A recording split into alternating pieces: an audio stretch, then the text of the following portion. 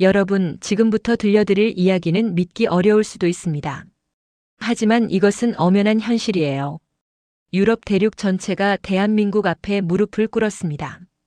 독일도 프랑스도 영국도 해내지 못한 일을 우리가 해냈거든요. 천년 전통의 유럽 방산 강국들이 속수무책으로 물러나야 했던 그 현장을 여러분께 생생하게 전해드리겠습니다. 핀란드와 폴란드, 이 두 나라를 기억하세요. 유럽에서도 가장 안보에 민감한 국가들이죠. 러시아와 국경을 맞대고 있는 이들은 생존이 걸린 선택 앞에서 고민했습니다. 누구의 무기를 믿을 것인가? 답은 놀랍게도 대한민국이었어요. 그들은 독일제를 거부했습니다. 프랑스제도 마다했죠. 오직 한국산만을 원했어요.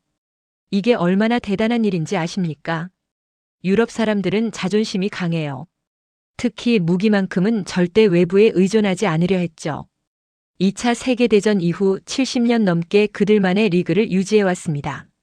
그런 그들이 아시아 국가, 그것도 70년 전만 해도 전쟁의 폐허였던 대한민국의 무기를 간절히 원했어요. 이건 단순한 거래가 아니었습니다. 인정이었죠. 대한민국이 세계 최고 수준에 올랐다는 사실을 유럽이 공식적으로 인정한 겁니다. 더 놀라운 건 규모예요. 핀란드는 K9 자주포 수십 문을 도입했고 폴란드는 무려 212문을 주문했습니다. 유럽 역사상 단일 무기 체계 수입으로는 최대 규모였어요. 금액으로 따지면 수조 원대 계약이었죠. 폴란드가 이 돈을 독일이나 프랑스에 주지 않고 한국에 준 겁니다. 왜였을까요? 답은 명확했어요. 한국만이 그들을 살릴 수 있었으니까요. 유럽 언론들은 충격에 빠졌습니다. 영국 파이낸셜 타임스는 한국의 방산 굴기라는 제목으로 특집을 냈어요. 독일 슈피겔은 유럽 방산의 몰락이라며 자국 산업을 질타했죠.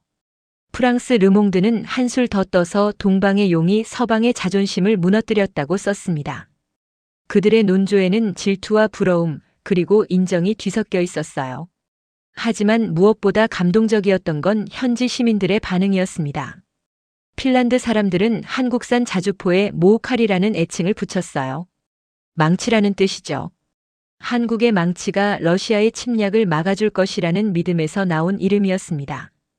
폴란드 시민들은 K9이 도착하던 날 거리로 쏟아져 나와 환호했어요. 마치 구원자를 맞이하듯이요. 한 폴란드 노인은 카메라 앞에서 눈물을 흘리며 말했습니다. 대한민국에 감사합니다. 당신들이 우리 손주들을 지켜줄 겁니다. 대한민국이 이렇게까지 올라올 줄 누가 알았겠어요. 6.25 전쟁으로 모든 게 파괴됐던 나라가 이제는 다른 나라의 안보를 책임지는 수준에 이른 겁니다. 우리 부모님 세대가 굶주리며 일궈낸 기적이 이제 유럽 땅에서 꽃을 피우고 있었어요. 이게 바로 대한민국의 저력입니다. 이게 바로 우리가 자랑스러워해야 할 이유예요. 2024년 12월 유럽 전역을 뒤흔든 소식 하나가 전 세계 방산 시장에 충격파를 던졌습니다. 핀란드와 폴란드 두 나라가 동시에 같은 무기 체계를 도입했다는 사실 자체는 그리 놀랍지 않았어요. 문제는 그 무기가 어디서 왔느냐는 거였죠. 독일도 프랑스도 미국도 아닌 대한민국에서 만든 자주포였습니다. 그것도 단 몇 개월 만에 수백 문이 동시에 배치됐다는 사실에 유럽 언론들은 믿을 수 없다는 반응을 쏟아냈어요. 핀란드 헬싱키 12월 6일 독립기념일 퍼레이드 현장이었습니다. 영하 25도를 넘나드는 혹한 속에서 핀란드 국민들은 거리를 가득 메웠어요. 매년 열리는 행사지만 이번엔 달랐죠. 사람들의 눈빛이 평소와 달리 유난히 빛나고 있었습니다. 그들이 기다린 건 바로 모우칼이었어요. 핀란드어로 망치라는 뜻인 이 이름은 한국의 K9 자주포에 붙여진 별명이었습니다. 퍼레이드가 시작되고 한참이 지났을 때였어요. 멀리서 낮게 울리는 엔진 소리가 들렸습니다. 처음엔 희미했던 그 소리는 점점 커지더니 어느새 광장 전체를 가득 채웠죠. 그리고 모습을 드러낸 K9의 첫인상은 압도적이었습니다.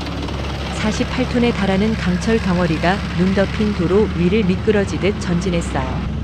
핀란드 국기와 함께 차체에 새겨진 망치 문양이 햇빛에 반짝였습니다. 관중석에 있던 한 노인이 눈물을 닦았어요. 70대로 보이는 그는 옆 사람에게 이렇게 말했다고 합니다. 이제야 안심이 되는군요. 우리에게도 드디어 방패가 생겼어요. 핀란드 공영방송 위레의 기자는 현장 분위기를 이렇게 전했습니다. 마치 오랜 가뭄 끝에 비가 내리는 것 같은 안도감이 광장을 감쌌다고요. 왜 핀란드 사람들은 한국산 자주포를 보며 이토록 뜨거운 반응을 보였을까요? 답은 간단했습니다. 그들은 알고 있었어요. 국경 너머 러시아가 무엇을 준비하고 있는지를요. 2022년 2월 우크라이나 전쟁이 시작된 이후 핀란드의 안보 위기감은 극도로 치솟았습니다. 1300km에 달하는 러시아와의 국경선은 언제든 전장이 될 수 있었죠. 나토 가입을 서둘렀지만 동맹이라는 이름만으로는 부족했어요. 실제로 땅을 지킬 무기가 필요했습니다. 핀란드 국방부는 시급히 움직였어요. 유럽 내 방산업체들의 긴급 도입을 타진했죠. 하지만 돌아온 답변은 실망스러웠습니다. 독일의 페아두는 최소 4년 이상 소요된다고 했고, 프랑스의 시저 자주포는 6년 뒤에나 인도가 가능하다는 답을 보냈어요. 스웨덴의 아처 시스템도 마찬가지였습니다. 납기 일정표를 본 핀란드 국방장관의 얼굴은 창백해졌다고 해요. 6년이면 전쟁이 이미 끝나고도 남을 시간이었으니까요. 그때 한 실무진이 조심스럽게 제안했습니다. 한국의 K9은 어떻습니까? 회의실은 잠시 조용해졌어요. 누군가 코웃음을 쳤죠. 아시아 무기를 우리가 쓴다고요? 하지만 데이터는 거짓말하지 않았습니다. 한화 디펜스가 제시한 납기는 고작 18개월이었어요. 게다가 성능은 유럽 어떤 자주포보다 우수했습니다. 사거리 60km, 분당 최대 6발의 속사 능력, 영하 40도에서도 작동 가능한 내한 설계까지요. 핀란드는 결단을 내렸습니다. 2023년 초 한국과 계약을 체결했고 불과 1년 반 만에 첫 번째 배치가 완료됐어요. 12월 6일 퍼레이드에 등장한 모우카리는 그렇게 탄생한 결과물이었습니다. 핀란드 국방장관 안티 카이코네는 퍼레이드 직후 기자회견에서 이렇게 말했어요. 한국은 우리에게 시간을 팔았습니다. 그 시간은 곧 생명이었죠. 같은 날 같은 시각 폴란드 바르샤바에서도 비슷한 광경이 펼쳐지고 있었습니다. 폴란드는 핀란드보다 훨씬 더 큰 규모로 K9을 도입했어요. 무려 212문이었습니다. 유럽 역사상 단일 무기 체계로는 최대 규모의 수입이었죠. 바르샤바 외곽 군사기지에 도착한 K9 행렬은 장관이었어요. 끝이 보이지 않을 만큼 길게 늘어선 자주포들이 폴란드 국기를 단 채 천천히 이동했습니다. 도로 양옆으로 모여든 시민들은 박수를 치며 환호했어요. 한 중년 여성은 손수건으로 눈물을 닦으며 말했습니다. 이제 우리 아들이 안전하게 지낼 수 있겠어요. 그녀의 아들은 폴란드 동부 국경 지역에 배치된 육군 병사였죠. 폴란드 사람들에게 러시아는 단순한 이웃 국가가 아니었습니다. 역사 내내 침략과 분할의 악몽을 안겨준 존재였어요. 우크라이나 전쟁은 그 악몽이 여전히 현실이 될 수 있음을 증명했습니다. 폴란드 국방부 대변인 파벨 부제진스키는 현지 언론과의 인터뷰에서 이렇게 밝혔어요. 우리는 유럽 업체들에 먼저 손을 내밀었습니다. 하지만 그들은 우리의 절박함을 이해하지 못했죠. 한국은 달랐어요. 그들은 우리가 원하는 시간표에 정확히 맞춰줬습니다. 실제로 폴란드가 K9 첫 배치를 받기까지 걸린 시간은 24개월이었어요. 같은 수량을 독일 페아두로 도입했다면 최소 7년은 걸렸을 겁니다. 바르샤바 시내 한 카페에서 만난 대학생 야쿱은 흥분된 목소리로 말했어요. 한국이라는 나라를 새롭게 보게 됐습니다. K-팝이나 드라마로만 알던 나라가 우리 안보를 책임져 주다니 믿기지 않아요. 그의 말은 많은 폴란드 젊은이들의 생각을 대변했습니다. 한국에 대한 인식이 급격히 바뀌고 있었던 거예요. 폴란드 최대 일간지 가제타 비보르차는 일면 톱 기사로 K9 도착 소식을 다루며 이런 제목을 뽑았습니다. 동방에서 온 구원자, 한국의 망치가 폴란드를 지킨다. 하지만 유럽 방산업계의 반응은 싸늘했어요. 독일 크라우스 마파이의 한 임원은 익명을 전제로 로이터 통신에 이렇게 말했습니다. 품질보다 속도를 우선시한 결정은 언젠가 후회하게 될 것입니다. 프랑스 넥스터의 관계자도 비슷한 논평을 내놨죠. 전통 있는 유럽 무기 체계를 놔두고 검증되지 않은 아시아 제품을 선택한 건 위험한 도박이에요. 그러나 현장의 목소리는 달랐습니다. 핀란드군 포병 대대장 미카 라이티넨 중령은 훈련장에서 직접 K9을 운용한 뒤 이렇게 평가했어요. 이 자주포는 우리가 요구한 모든 조건을 충족시켰습니다. 혹한에서도 문제없이 작동했고 정확도는 기대 이상이었죠. 무엇보다 우리 병사들이 빠르게 적응했어요. 폴란드 육군 참모총장 라이문트 안드르지크 역시 공식 성명을 통해 밝혔습니다. K9은 폴란드군 화력의 핵심 축이 될 것입니다. 한국의 기술력을 신뢰합니다. 유럽 언론들은 이제 질문을 바꿨어요. 대체 한국은 어떻게 이런 속도가 가능한 거지? 독일 슈피겔은 특집 기사를 통해 한국 방산의 비밀을 파헤치려 했습니다. 영국 파이낸셜 타임스는 한국이 유럽 방산 시장의 게임 체인저가 됐다는 분석을 내놨죠. 하지만 그들이 놓친 게 있었습니다. 속도는 단지 시작일 뿐이었다는 사실을요. 핀란드 모우카리와 폴란드 K9 부대는 이미 실전 배치를 완료했습니다. 러시아 국경에서 불과 100km 떨어진 지점에 자리 잡았죠. 한국산 자주포가 배치된 이후 현지 주민들의 불안감은 눈에 띄게 줄어들었어요. 한 핀란드 농부는 이렇게 말했습니다. 밤에 잠을 잘 수 있게 됐어요. 모우카리가 우리를 지켜준다는 걸 아니까요. 이것은 단순한 무기 거래가 아니었습니다. 신뢰의 이동이었어요. 수십 년간 유럽 무기에만 의존하던 나라들이 태평양 건너 아시아 국가를 선택한 겁니다. 그것도 생존이 걸린 선택에서요. 대한민국은 더 이상 누군가의 도움을 받는 나라가 아니었습니다. 다른 나라의 안보를 책임지는 파트너가 되어 있었죠. 하지만 이것은 시작일 뿐입니다.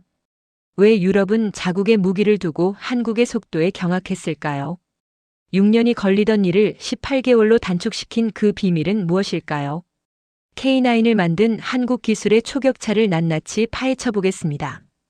유럽 대륙이 대한민국 앞에 무릎 꿇는 역사적 순간을 보셨나요? 핀란드와 폴란드 시민들이 K9을 보며 눈물 흘리던 그 장면 기억하시죠? 하지만 여러분, 진짜 이야기는 지금부터입니다. 대체 왜 천년 전통의 유럽 방산 강국들이 속수무책으로 물러나야 했을까요? 그들에겐 없고 한국에만 있는 것, 그 비밀을 지금부터 살펴보시죠. 답부터 말씀드리겠습니다. 이건 단순한 부지런함의 문제가 아니었어요. 시스템의 승리였습니다. 대한민국이 지난 수십 년간 묵묵히 쌓아온 기술력과 생산 체계가 마침내 세계 무대에서 폭발한 겁니다. 유럽 사람들은 이제야 깨달았어요. 한국이 이미 자신들을 추월했다는 사실을요. 2023년 겨울 스웨덴 북부 키루나 지역이었습니다. 영하 30도를 훌쩍 넘는 혹한 속에서 스웨덴군은 훈련을 진행하고 있었어요. 그들이 운용하던 건 자국의 자랑 아처 자주포였죠. 스웨덴은 이 무기를 믿어 의심치 않았습니다. 세계에서 가장 빠른 자주포라는 명성을 가진 아처는 바퀴형 플랫폼으로 설계됐어요. 도로에서는 시속 70km로 질주할 수 있었죠. 하지만 그날 훈련장에서 벌어진 일은 충격적이었습니다.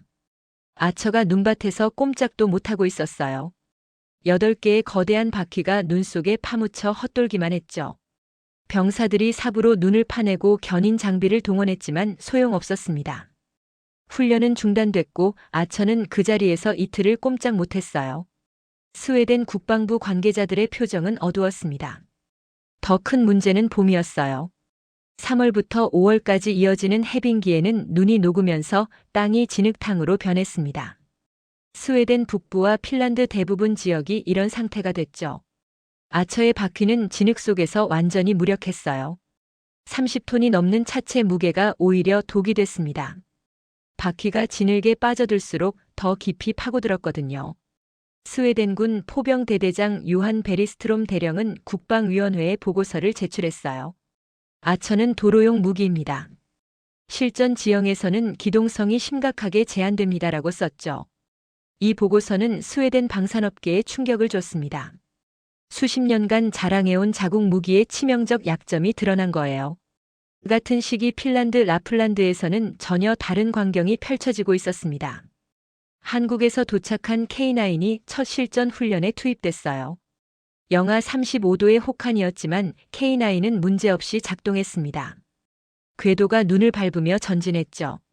48톤의 무게가 궤도 전체에 분산되면서 눈 위를 미끄러지듯 나아갔어요. 핀란드군 병사들은 놀라움을 감추지 못했습니다. 한 병사는 동료에게 말했어요. 이게 진짜 자주포구나. 아처는 장난감이었어. 훈련을 참관하던 핀란드 국방부 고위 관계자는 즉시 본국에 보고했습니다. K9은 우리 지형에 완벽하게 최적화돼 있습니다. 봄이 왔을 때 차이는 더욱 극명해졌어요. 해빙기 진흙탕에서 K9은 오히려 더 빠르게 움직였습니다. 궤도의 넓은 접지면이 진흙 위에서도 안정적인 추진력을 제공했거든요. 반면 유럽산 바퀴형 자주포들은 여전히 진흙 속에서 허우적거렸죠. 스웨덴 방산업체 BAE 시스템즈의 한 엔지니어는 익명으로 현지 언론에 이렇게 말했습니다. 우리는 북유럽 지형을 제대로 이해하지 못했습니다.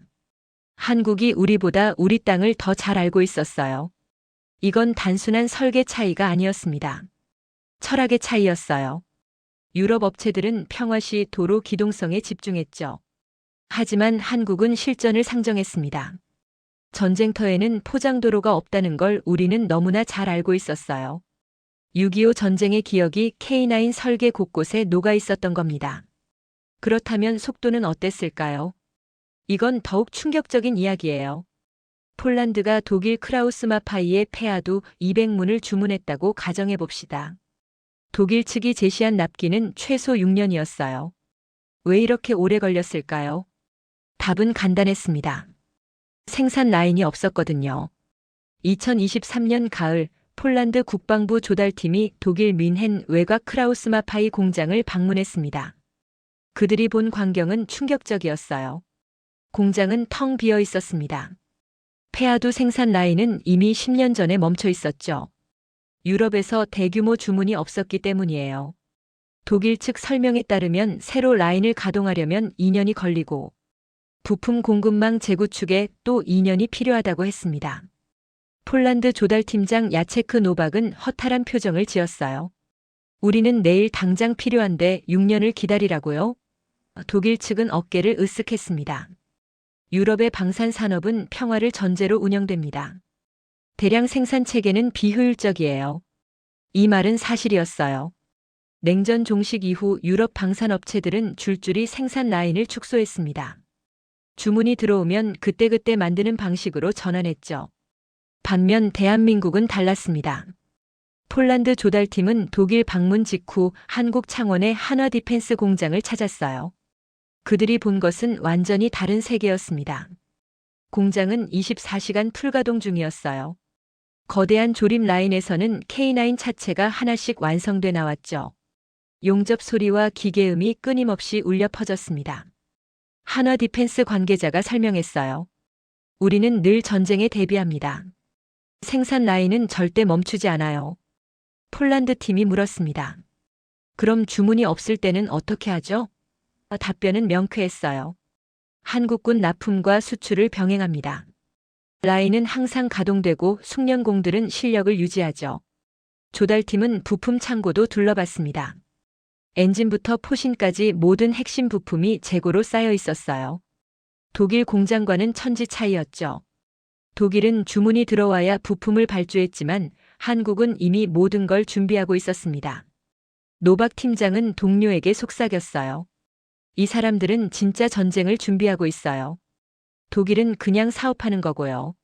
한화 디펜스가 제시한 납기는 24개월이었습니다. 폴란드 측이 의심했죠. 정말 가능한가요? 한화 측은 자신 있게 답했어요. 이미 60여 개국에 수출한 검증된 시스템입니다. 우리는 약속을 지킵니다. 실제로 계약 후 23개월 만에 첫 배치가 완료됐어요. 약속보다 한 달 빨랐습니다. 하지만 속도만이 전부가 아니었어요. 성능도 압도적이었습니다. K9의 엔진은 독일 MTU 디젤이었지만 한국이 북방 사양으로 개조했죠. 영하 40도에서도 시동이 걸렸어요. 유럽산 자주포들은 영하 20도만 돼도 예열에 30분이 필요했습니다. 하지만 K9은 5분 안에 출격 준비가 끝났죠. 포신의 명중률도 경이로웠습니다. 한국이 독자 개발한 사격 통제 시스템은 나토 표준을 넘어섰어요. 40km 밖 목표물을 오차 10m 이내로 타격했죠. 독일 페아두의 오차 범위가 20m였던 것과 비교하면 2배나 정확했습니다. 핀란드군 포병장교 6하 살미넨 소령은 시험 사격 후 이렇게 평가했어요. 이 정확도면 적 진지를 정밀 타격할 수 있습니다. 민간 피해를 최소화하면서요. 분당 발사 속도도 달랐습니다. K9은 최대 분당 6발을 쏠 수 있었어요. 유럽산 자주포들은 분당 3발이 고작이었죠. 2배 차이였습니다. 현대전에서 화력 우위는 생존과 직결돼요. 먼저 쏘고 빨리 쏘는 쪽이 이기는 겁니다. 폴란드군 참모 안제이 코발스키 준장은 전술 검토 보고서에 이렇게 썼습니다. K9 1개 대대가 유럽산 자주포 2개 대대와 맞먹는 화력을 발휘합니다. 나토 표준 호환성도 완벽했어요. K9은 나토 표준 155mm 포탄을 모두 사용할 수 있었습니다. 유럽 각국이 보유한 탄약을 그대로 쓸 수 있다는 뜻이었죠. 반면 일부 유럽산 자주포들은 자체 규격 포탄만 사용 가능했어요. 전쟁 중에 탄약 수급이 어려워질 수 있다는 치명적 약점이 있었습니다. 통신 체계는 어땠을까요? K9은 나토 링크 시스템과 완전히 통합됐어요. 미군 정찰 드론이 포착한 목표물 좌표를 실시간으로 받아 즉시 사격할 수 있었죠. 핀란드가 나토에 가입하면서 이 기능은 더욱 중요해졌습니다. 핀란드군 사령부 작전 참모 미카엘 로렌츠 대령은 합동 훈련 후 감탄했어요. 한국 무기가 나토 체계에 이렇게 매끄럽게 통합될 줄 몰랐습니다. 오히려 유럽산보다 호환성이 좋아요. 2024년 봄 나토 합동훈련이 폴란드에서 열렸습니다. 폴란드의 K9 부대가 처음으로 참가했어요. 미군 장교들은 K9의 성능을 보고 놀라움을 감추지 못했습니다. 한 미군 대령은 폴란드 동료에게 물었어요. 이거 정말 한국산이 맞나요? 우리 팔라딘보다 나은데요. 폴란드 장교는 자랑스럽게 답했습니다. 한국 기술을 절대 얕보지 마세요. 훈련 결과는 충격적이었어요. K9 부대는 가상적 포병을 제압하는 데 걸린 시간이 독일 페아두 부대보다 40% 짧았습니다. 기동 속도, 전개 시간, 사격 정확도 모든 면에서 압도했죠. 나토 훈련 평가단은 보고서에 이렇게 적었어요. K9은 현재 나토군이 운용하는 자주포 중 최상급 성능을 보여줬다. 유럽 방산업체들은 패닉에 빠졌습니다. 독일 크라우스마파이는 긴급 이사회를 열었어요. 프랑스 넥스터도 마찬가지였죠. 그들은 이제야 깨달았습니다. 한국이 단순한 경쟁자가 아니라 이미 선두주자가 됐다는 사실을요. 한 독일 방산 전문가는 현지 방송 인터뷰에서 씁쓸하게 말했습니다.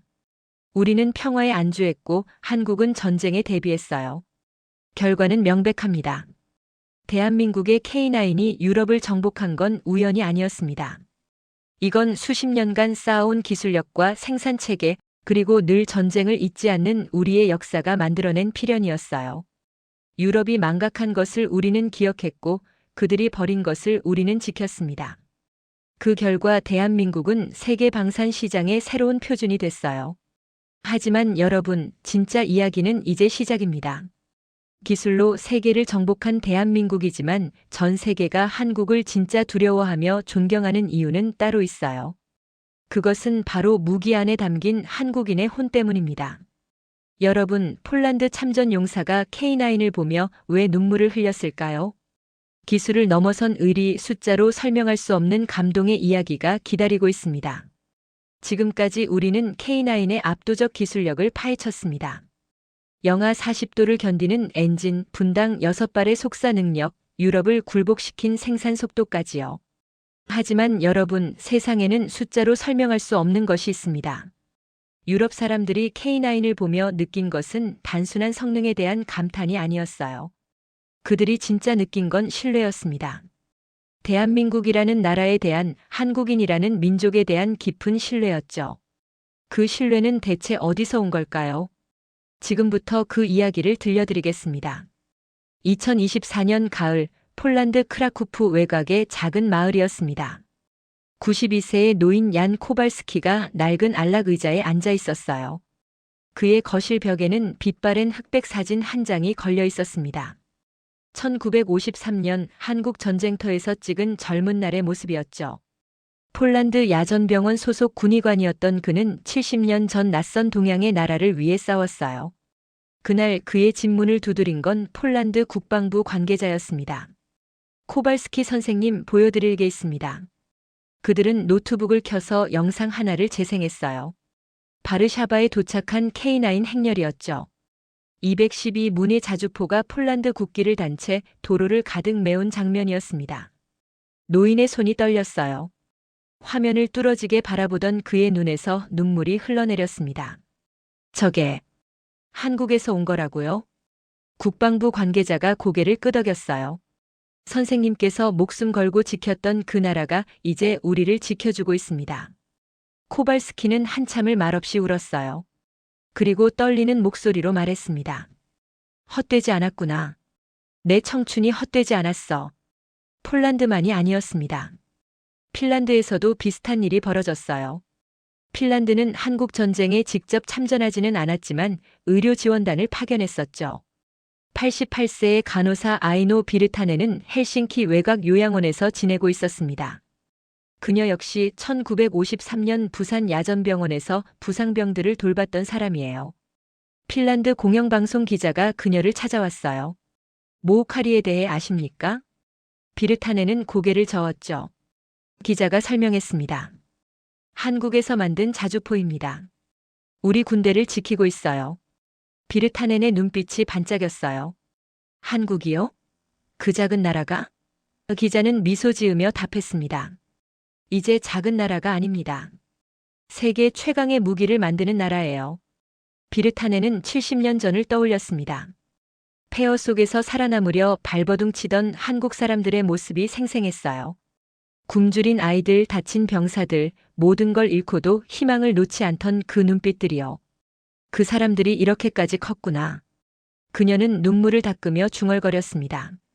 하지만 화려한 K9의 성공 뒤편에는 잊혀진 이야기들이 있었어요. 대한민국 곳곳에 살고 있는 6.25 참전 용사들의 현실이었습니다. 경기도 한 시골 마을 90세가 넘은 참전 용사 김모 씨의 집이었어요. 낡은 단칸방에서 홀로 지내는 그의 화장실은 제대로 된 변기도 없었습니다. 수십 년 된 재래식 화장실이었죠. 2023년 봄 사회적 기업 인프레쉬의 직원들이 그의 집을 찾았습니다. 인프레쉬는 참전 용사들의 주거 환경 개선을 전문으로 하는 기업이에요. 대표 박재민 씨는 김 씨의 화장실을 보고 충격을 받았어요. 나라를 지킨 영웅이 이런 곳에서 지내시다니. 그는 즉시 개선 작업에 들어갔습니다. 한 달 뒤 김 씨의 집은 완전히 달라져 있었어요. 깨끗한 양변기와 온수가 나오는 세면대가 설치됐죠. 미끄럼 방지 타일과 안전 손잡이도 달렸습니다. 김 씨는 새 화장실을 보고 눈물을 흘렸어요. 70년을 기다렸습니다. 이제야 사람답게 씻을 수 있겠네요. 인프레쉬는 여기서 멈추지 않았습니다. 식사 지원 프로그램도 시작했어요. 혼자 식사를 챙기기 힘든 고령의 참전 용사들에게 매일 따뜻한 도시락을 배달했죠. 명절에는 특별 식단을 준비했습니다. 박재민 대표는 이렇게 말했어요. 이분들이 있었기에 오늘의 대한민국이 있습니다. 우리는 절대 은혜를 잊으면 안 됩니다. 해외 참전 용사들에 대한 보답도 이어졌습니다. 에티오피아 얘기를 해볼까요? 6.25 전쟁 당시 에티오피아는 황실근위대 6,000명을 파견했어요. 아프리카에서 유일하게 전투병력을 보낸 나라였죠. 그들은 춘천과 철원 전투에서 혁혁한 공을 세웠습니다. 120여 명이 전사했고 수백 명이 부상당했어요. 70년이 흐른 지금 생존한 에티오피아 참전 용사들은 고령이 됐습니다. 그중 상당수가 시력을 잃었어요. 백내장과 노화로 인한 실명이었죠. 가난한 에티오피아에서 수술비를 감당할 수 없었던 그들은 어둠 속에서 살아가고 있었습니다. 2022년 한국국제보건의료재단이 에티오피아를 찾았어요. 참전 용사들을 위한 무료 안과 수술 프로그램을 시작한 겁니다.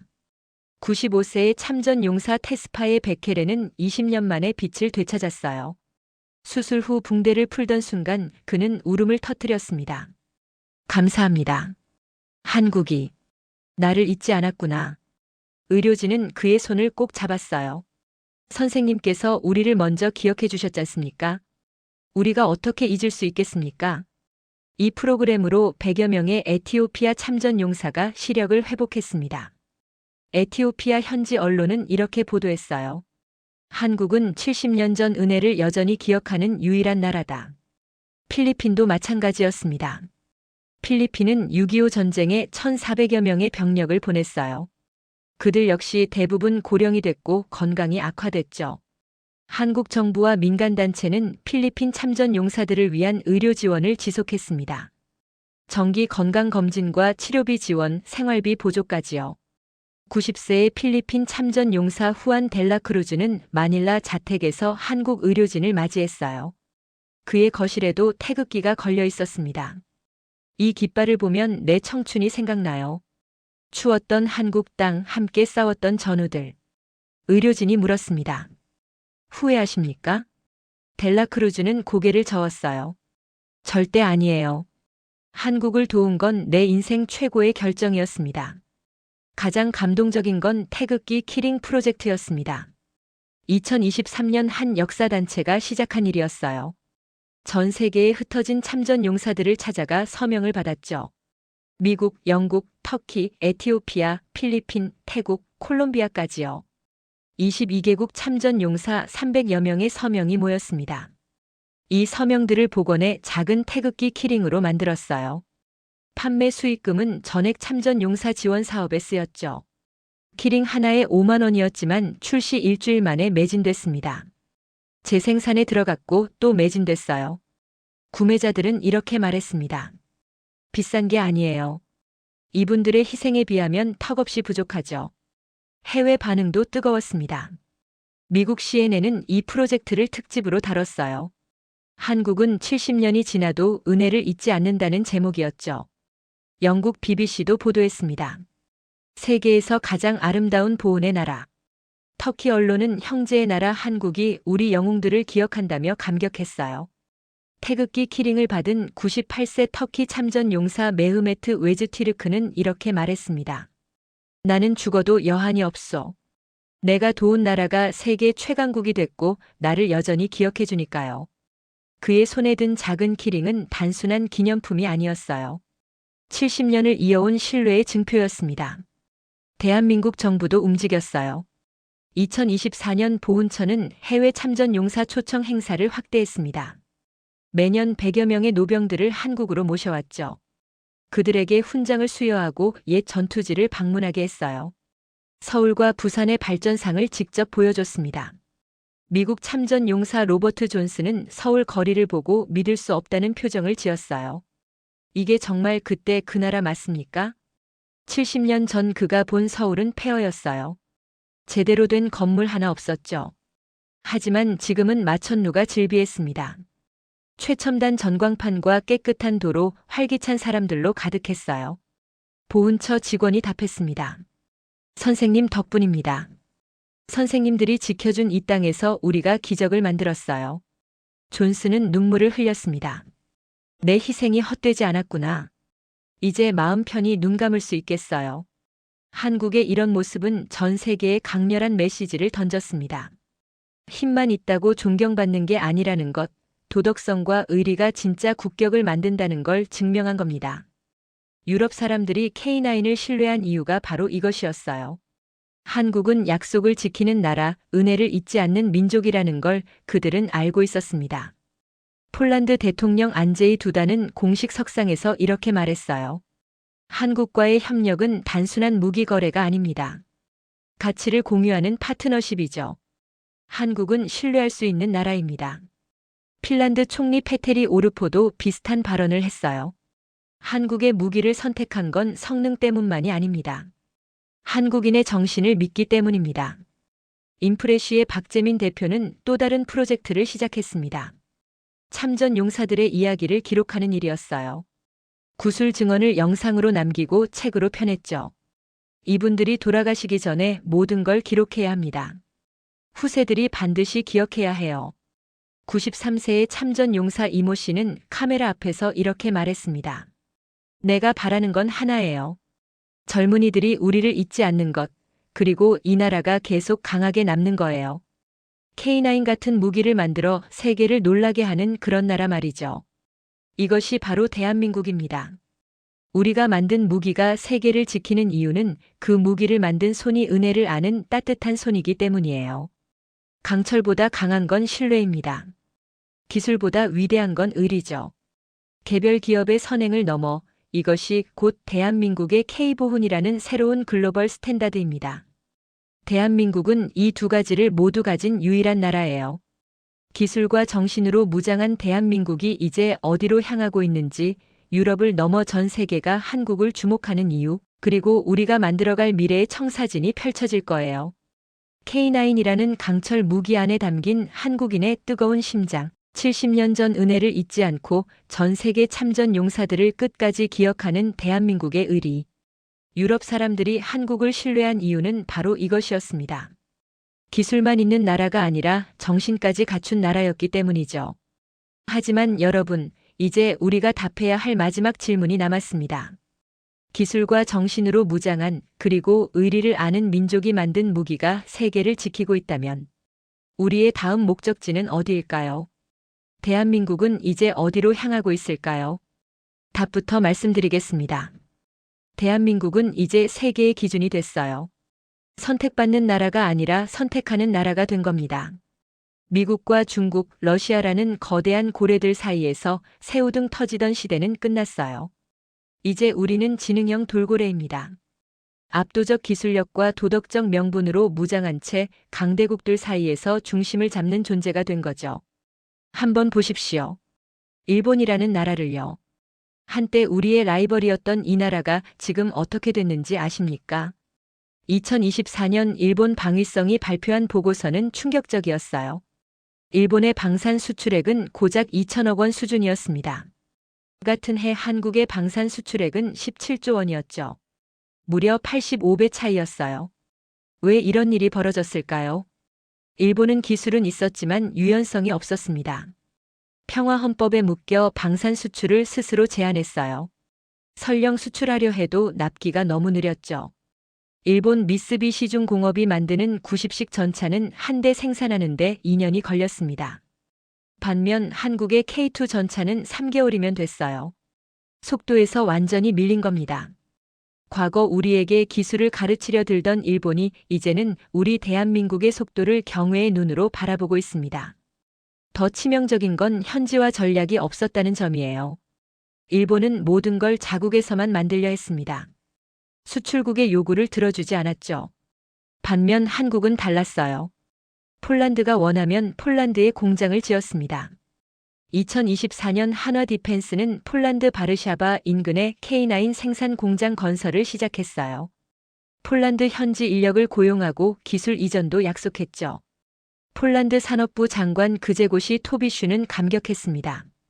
한국은 우리를 단순한 고객이 아니라 파트너로 대합니다. 일본은 그렇지 않았어요.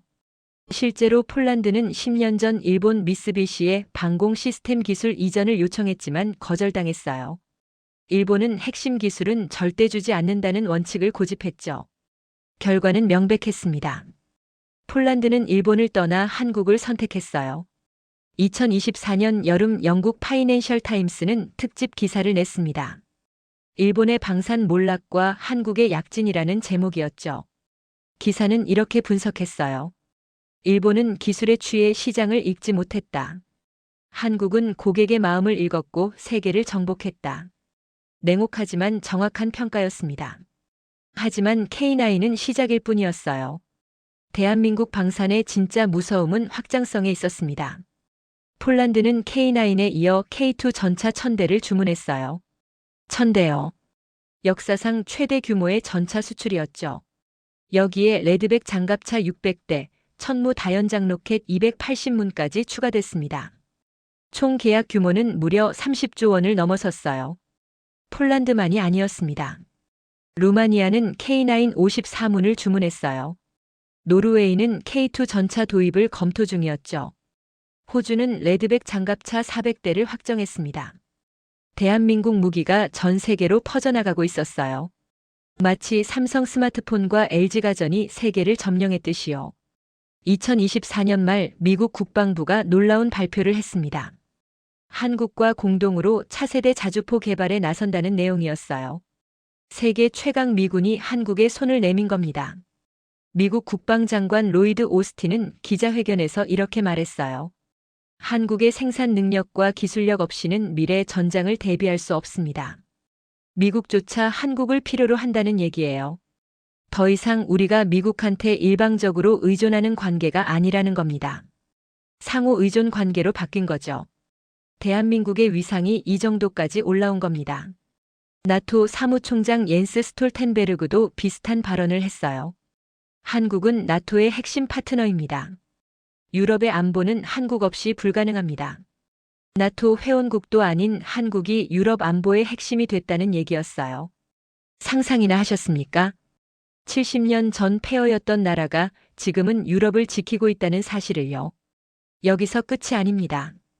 한국 방사는 이미 다음 단계를 준비하고 있었어요. 핵잠수함 기술이었습니다. 2023년 한국은 3,000톤급 잠수함 건조에 성공했어요. 세계에서 7번째였죠. 여기서 한 걸음 더 나아가 원자력 추진 잠수함 개발에 착수했습니다. 전문가들은 회의적이었어요.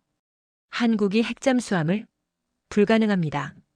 하지만 우리는 늘 불가능을 가능으로 만들어 온 민족이에요. K9도 처음엔 불가능하다고 했죠. K2 전차도 천무 로켓도 마찬가지였어요. 그런데 다 해냈잖아요. 핵잠수함도 다를 게 없습니다. 항공우주 분야는 어떨까요? 2022년 한국은 누리호 발사에 성공했어요. 자력으로 위성을 센 우주로 쏘아 올린 나라는 전 세계에서 7개국뿐이었습니다. 한국이 그중 하나가 된 거죠. 2024년에는 달 탐사선 다누리가 달 궤도 진입에 성공했어요. 우주기술과 방사는 맞닿아 있습니다. 로켓 기술은 곧 미사일 기술이에요. 위성 기술은 정찰과 통신의 핵심이죠. 한국은 이 모든 걸 갖춰가고 있었습니다. 2030년이 되면 대한민국은 우주강국 반열에 확실히 올라설 거예요. 그때쯤이면 한국산 정찰 위성이 전 세계 하늘을 감시하고 한국산 미사일이 세계 군대를 무장하고 있을 겁니다. 지금 세계는 대분열의 시대로 접어들고 있어요. 미국과 중국의 패권 경쟁은 갈수록 치열해지고 있죠. 러시아는 우크라이나 전쟁으로 서방과 대립 중이에요. 이런 상황에서 각국은 선택을 강요받고 있습니다. 미국 편이냐 중국 편이냐고요. 하지만 한국은 다릅니다. 우리는 어느 한쪽에 올인하지 않아요. 지능형 돌고래처럼 양쪽을 오가며 우리의 이익을 극대화하죠. 미국과는 안보 동맹을 유지하면서도 중국과는 경제 협력을 이어갑니다. 러시아와도 필요한 대화는 하고요. 이게 가능한 이유는 우리에게 힘이 있기 때문이에요.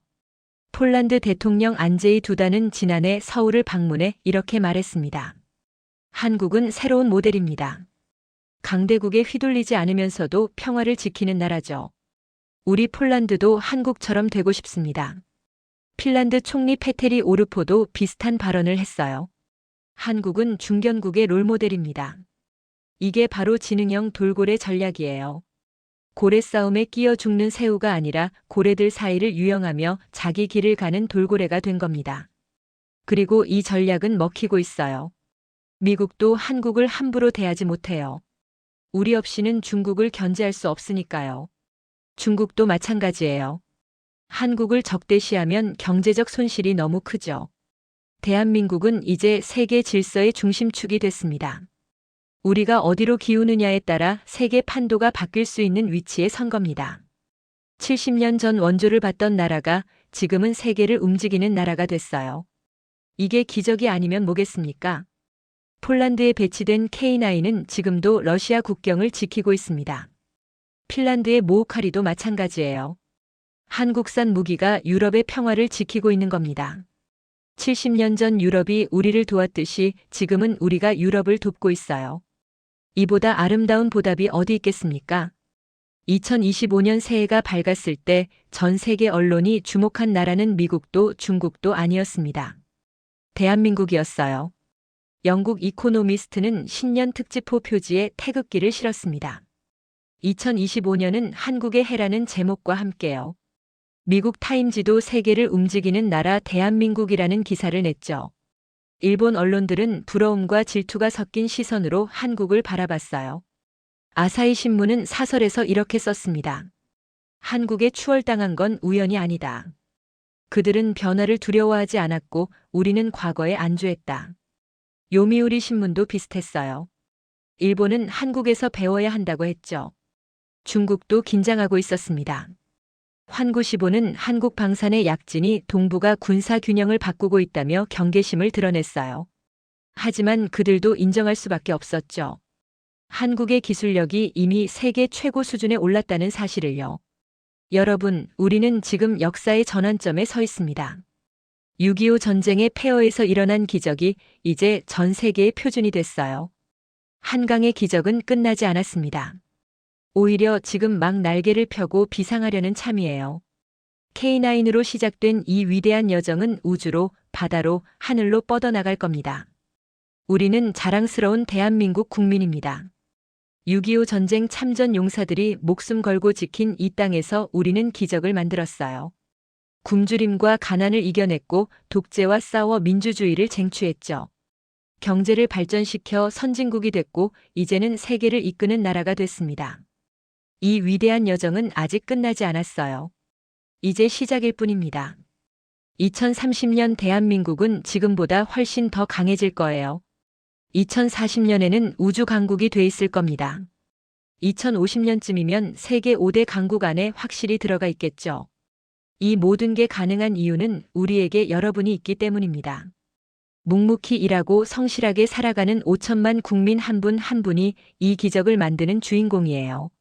공장에서 K9을 조립하는 기술자, 연구실에서 밤을 새우는 과학자, 교실에서 미래 세대를 키우는 선생님, 모두가 이 위대한 대한민국을 만들어가는 영웅입니다. 지금 이 순간에도 폴란드 국경에서 K9이 유럽을 지키고 있어요.